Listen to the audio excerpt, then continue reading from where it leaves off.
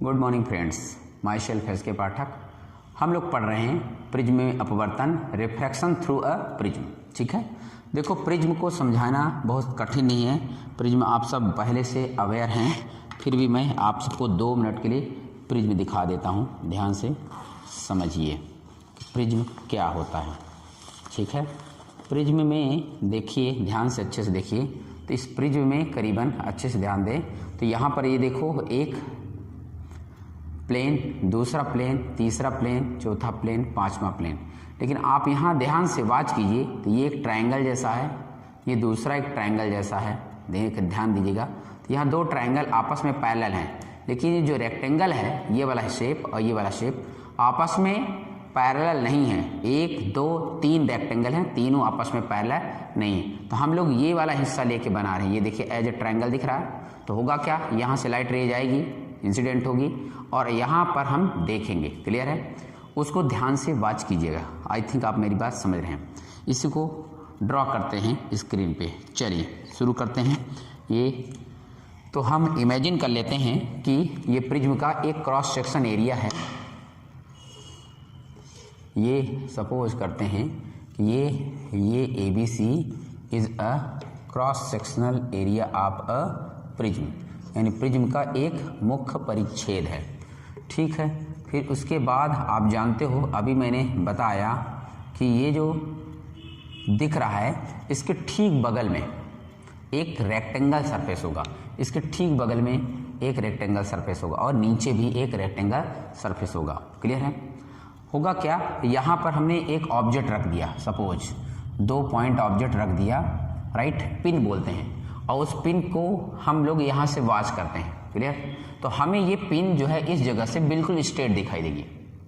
तो what happen inside, होता क्या है, तो होता कुछ नहीं। यहाँ से ध्यान से देखिए, तो ये कहा जाए सपोज रे इस पे इंसिडेंट होती है, सपोज दैट। क्लियर है, रूल्स के हिसाब से अगर हम ड्रॉ करें तो ये रे जो है यहाँ से ऐसे इंसिडेंट हो रही है। क्लियर, ठीक, और ये जाना ऐसा चाहिए था, ये रे ऐसे जाना चाहिए था। क्लियर, देखिए हम इसको ड्रॉ करके दिखाते हैं। अगर ये बीच में प्रिज्म ना होता तो दिस रे will continue in this path. Suppose इसका नाम दे देते हैं, इसका नाम P, और इस पॉइंट का नाम सपोज हमने क्या नाम दे दिया, Q दे दिया। कोई दिक्कत नहीं। फिर इस प्रिज्म का नाम भी दे देते हैं, मान लो इस प्रिज्म का नाम A B C है। अब हमने इसमें नॉर्मल ड्रॉ कर दिया। नॉर्मल ड्रॉ करने से क्या होगा, आप सब अवेयर हो, पहले से परिचित हो। हम मान लो इसका नाम दे देते हैं M और इस पॉइंट का नाम O। MO is what, normal, अभिलंब बोलते हैं। तो मैं हिंदी इंग्लिश दोनों बोलूँगा, आप लोग समझिएगा, नॉर्मल या अभिलंब बोलते हैं। तो आप सब अवेयर हो।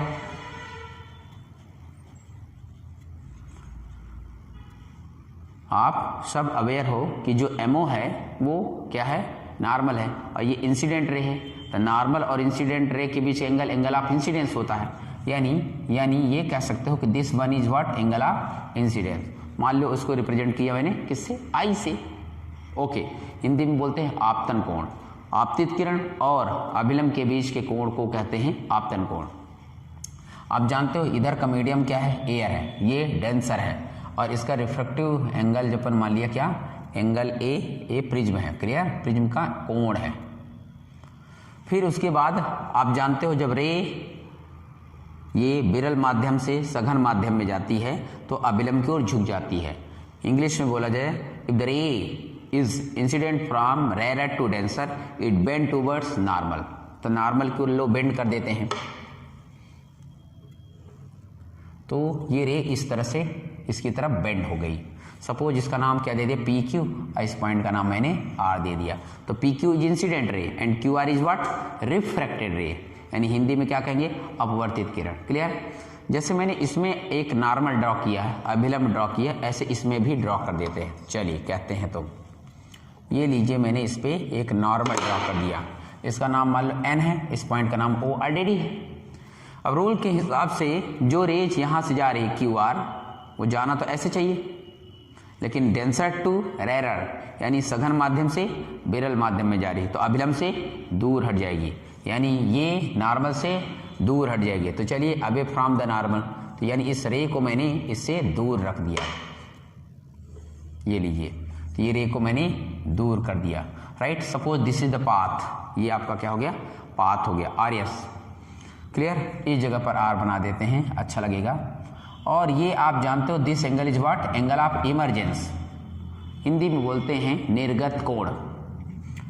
ये मान लो एंगल क्या मान लिया, R1, और ये एंगल मान लिया क्या, R2, इस पॉइंट का नाम O है।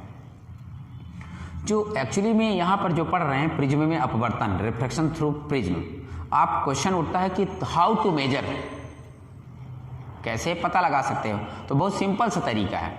जो इंसिडेंट रे जा रही है और जो ये रिफ्रैक्टेड रे है, कुल मिला के इमर्जेंट रे कहेंगे, ये निर्गत किरण, इन दोनों के बीच के झुकाव देखो ना, ये सीधा गई, ये पीछे बढ़ा दो, तो जितने एंगल पे बेंड होते हैं उसी से पता चल जाता है को कितना प्रिज्म में अपवर्तन हुआ है, कितना रिफ्रैक्शन हुआ है। चलिए पीछे बढ़ा देते हैं,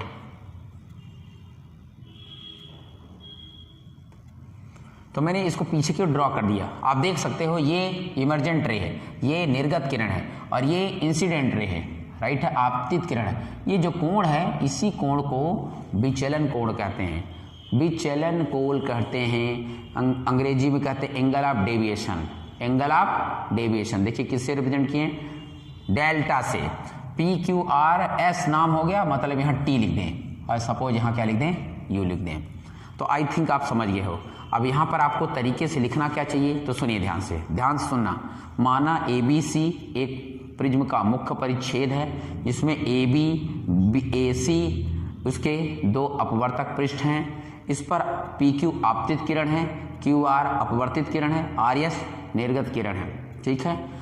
ये कोण PQM आपतन कोण है, कोण SRN आपका निर्गत कोण है। इंग्लिश में let AB be a refracting surface of a prism where incident ray is PQ, refracted ray is QR and RS is emergent ray।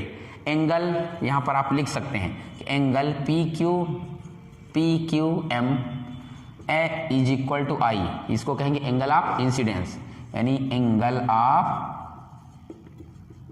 Hindi medium वाले हिंदी का ही सुनेंगे, इंग्लिश मीडियम वाले इंग्लिश का ही सुनेंगे। एंड एंगल ये देखिए SRN is what, E angle of emergence, निर्गत कोण, एंगल ऑफ इमरजेंस, क्लियर है, निर्गत कोण। फिर हमने अभी बोला ना कि ये जो डेल है, डेल क्या नाम है इसका, UTS इज व्हाट, डेल, यही है एंगल ऑफ डेविएशन, यानी हिंदी में बोलेंगे क्या, विचलन कोण। इतनी बात आप लोग समझिए, हिंदी का इंग्लिश का थोड़ा सा अंतर ना लीजिए और समझिए। हमें क्या पता लगाना है, हमें ये सपोज प्रूव करना है कि जो angle of prism plus angle of deviation, हमें प्रूव करना है कि angle of prism plus angle of deviation is equal to angle of incidence plus angle of emergence, clear है। यानी शुद्ध हिंदी में कहा जाए, प्रिज्म का कोण और विचलन कोण का योग आपतन कोण और निर्गत कोण के योग के बराबर है, ये हमें सिद्ध करना है, क्लियर। चलिए सिद्ध करते हैं। तो सिद्ध करने के लिए सबसे पहले ये त्रिभुज देखिए, त्रिभुज में नोटिस कीजिए, ये देखो दिख रहा है TQR, TQR में इंग्लिश में लिखेंगे in triangle TQR, please English Hindi इतना समझने की कोशिश कीजिए। ये जो बाहर वाला कोण है इसको बहिष कोण कहते हैं, बहिष कोण कहते हैं, इंग्लिश में बोलेंगे एक्सटीरियर एंगल, एक्सटीरियर एंगल। आप लोग लिखिएगा, मैं नहीं लिख रहा हूं, इतना इंग्लिश चलता है, जैसे मैंने इधर लिखा उधर आप समझिए। तो यहां पर देखिए UTS, UTS दिख गया, UTS इज एक्सटीरियर एंगल, इसको मैंने नाम दिया, बोलो क्या, डेल। कोई दिक्कत, आप लोगों ने पढ़ा है किसी भी ट्रायंगल का जो एक्सटीरियर एंगल होता है वो सम ऑफ टू अपोजिट एंगल है ना, ट्रायंगल के दो अपोजिट एंगल के सम के इक्वल होता है, यानी बहिष कोण किसी त्रिभुज के अंतः दो कोणों के योग के बराबर होता है। मतलब कौन कौन, इसका ये देखिए इस ट्रायंगल में ये और ये, तो नाम क्या होगा, देखो देखो ध्यान से, TQR दिखा और TRQ, एक बार नहीं दिख समझ में आएगा तो दोबारा वीडियो को ध्यान दीजिएगा। तो कौन कौन मैंने बोला, this del will be equal to, ये बहिष कोण है, कहो तो अलग से दिखा देते हैं। ये देखो, हाँ दिखा दीजिए सर, लीजिए Q है, ये बाहर देखिए तो ये T है, और ये देखिए आपका क्या है, ये R है, दिख गया, ये एंगल डेल है। तो ये देखिए डेल इसके और इसके इक्वल होगा, तो TQR plus TRQ, I hope समझ गए, TRQ इन दोनों कोणों के योग के बराबर है। आई होप समझ गए। चलिए और आगे चलते हैं। तो ये एंगल की तो कोई वैल्यू नहीं दिया, कोई बात नहीं, हमारे पास एक टेक्निक और है। ये देखिए जो एंगल आई है, अगर मैं इसको आगे बढ़ा दूं तो ये देखो थोड़ा सा, ये इसको आगे बढ़ा देते हैं, इसको आगे, ये आगे बढ़ा दें और इसको थोड़ा सा यहाँ बढ़ा दें, तो ये एंगल आपका आई है, ये नहीं मालूम है, ये R1 है। तो जो ये पूरे एंगल का सम, इस पूरे एंगल का सम इसके बराबर है। इसको कहते हैं मालूम है, vertically opposite angle. Vertically opposite angle यानी आप कह सकते हो शीर्षाभिमुख कोण। तो शीर्षाभिमुख कोण से ये पूरा कोण इस कोण के बराबर है। तो इसका मतलब ये कोण कैसे पता चलेगा, तो इस पूरे कोण में इसको घटा दो तो ये मिल जाएगा। इसका मतलब ये है कि ये जो एंगल है, ध्यान दीजिएगा, ये पूरा एंगल आई हो गया, इसको माइनस कर दो R1, तो ये पूरा का पूरा एंगल मिल जाएगा। आई होप समझ गए भाई, ये पूरा आई है ना, इतना आई तो ये भी आई हो गया, किससे, वर्टिकली अपोजिट एंगल से, और ये R माइनस कर दो तो ये बच जाएगा। सेम केस यहाँ भी लगाइए, प्लस बाहर देखिए तो ये भी यही रूल हो रहा है, ये वर्टिकली अपोजिट है और ये भी पूरा उसी जैसा है। तो दिस एंगल E में माइनस कर दो क्या, R2, तो दिस इज इक्वल टू, क्या किया जाए, I E को अलग कर दिया जाए, I प्लस E को अलग कर दिया जाए, माइनस R1 और R2 को किया जाए, R1 plus R2, this is what, del. मान लो इसको इक्वेशन क्या मान लिया जाए, फर्स्ट। क्लियर है, ओके, इतनी बात समझ में आ गई। चलिए दूसरे ट्रायंगल में चलते हैं। देखो QOR में, तो दूसरे में इन ट्रायंगल QOR, यानी ट्रायंगल QOR में, है ना, इतना इंग्लिश समझ गए। तो भैया हम जानते हैं किसी भी ट्रायंगल के तीनों एंगल का सम होता है कितना, 180। तो एंगल R1 प्लस एंगल R2 प्लस ये वाला एंगल, तो इस एंगल को ऐसा लिख सकते QOR,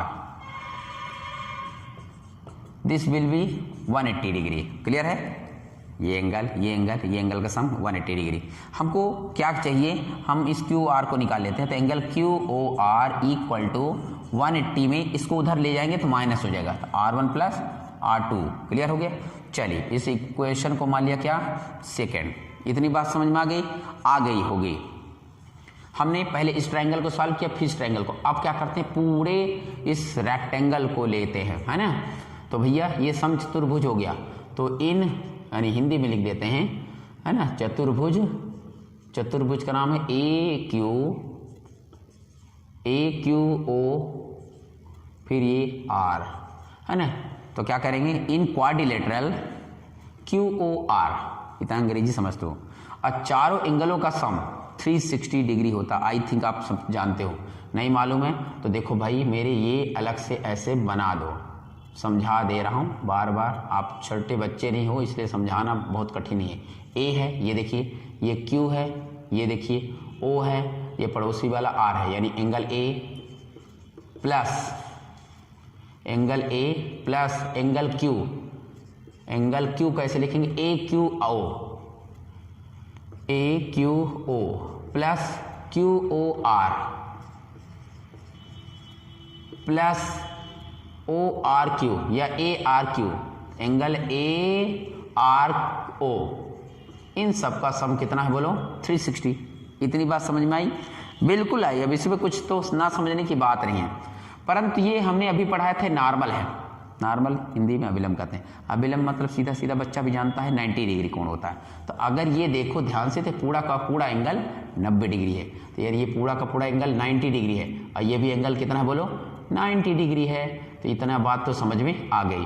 तो यानी ये एंगल 90 हो गया, तो बचा क्या, एंगल A प्लस इतना कितना हो गया 90, और ये QOR, ये देखो QOR हम बाद में लिख लेंगे, चलिए ठीक है, QOR प्लस ये भी एंगल 90 डिग्री है, और this will be equal to कितना 360।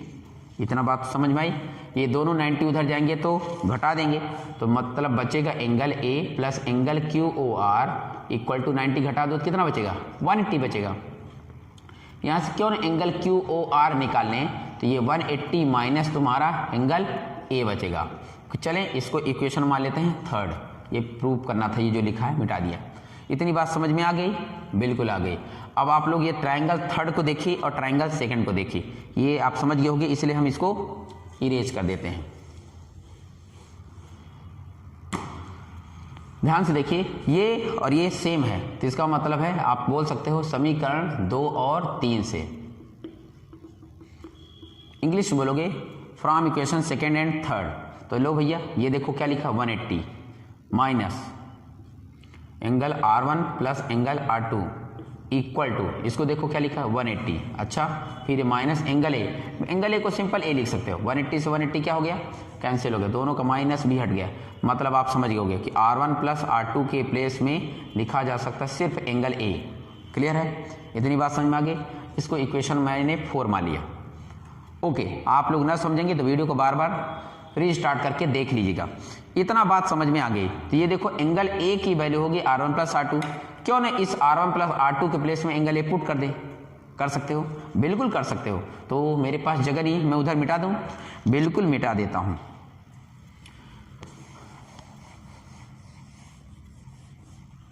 ये देखो ये समीकरण 1 से, तो आप लिखोगे फ्रॉम इक्वेशन फर्स्ट, समीकरण 1 से, हिंदी मीडियम वाले।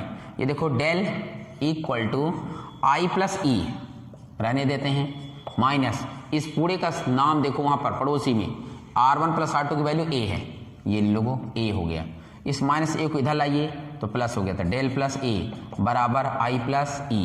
तो दिस इज इक्वेशन क्या हो गया, दिस इज इक्वेशन है, यही प्रूव करना था, यही हमसे कह रहा था। सिद्ध कीजिए विचलन कोण, प्रिज्म का कोण का योगफल आपतन कोण और निर्गत कोण के योग के बराबर होता है। कितना सरल है ना?